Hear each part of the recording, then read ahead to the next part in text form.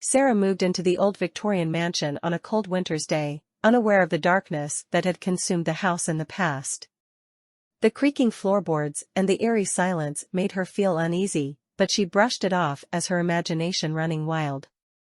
As the nights grew longer, Sarah started to notice a peculiar occurrence. Every morning, she would find muddy footprints leading from the front gate to her door. At first, she blamed it on the rain, but the footprints persisted, even on dry days. Curiosity got the better of Sarah, and she decided to investigate the mystery surrounding her new home. With a flashlight in hand, she followed the muddy footprints one night, guided only by a sliver of moonlight. The footprints led her to a small graveyard hidden behind the mansion. She shuddered as she read the worn-out headstones, feeling a chill run down her spine. There were names from a bygone era that she had never heard of before.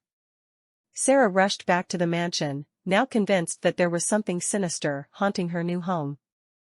Desperate for answers, Sarah sought the help of a local historian named Mr. Henderson. She explained her eerie encounters and showed him the muddy footprints that had plagued her doorstep. Mr. Henderson seemed intrigued by her story and agreed to help her uncover the truth. Together, they delved into the history of the mansion and its former inhabitants.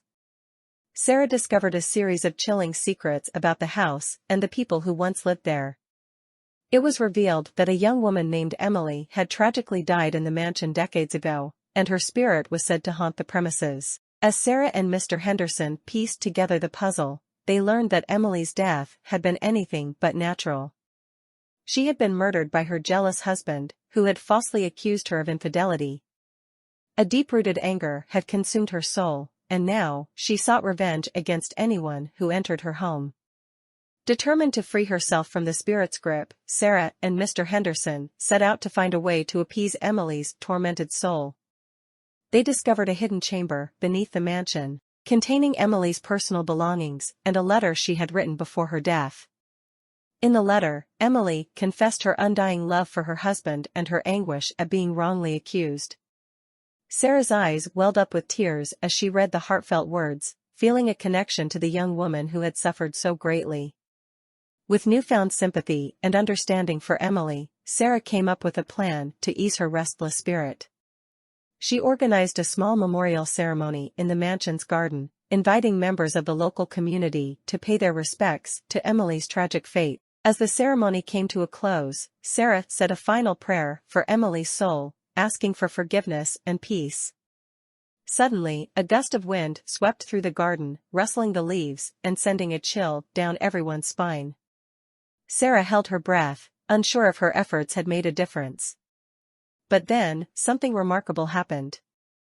The mansion grew quiet, and the muddy footprints that had plagued her doorstep vanished. Sarah felt a sense of relief wash over her, knowing that Emily's spirit had finally found solace. In the days that followed, life in the mansion returned to normal. Sarah no longer feared the creaking floorboards or the eerie silence. The house had embraced her as its new guardian, and together, they lived in harmony, forever free from the ghost of the past.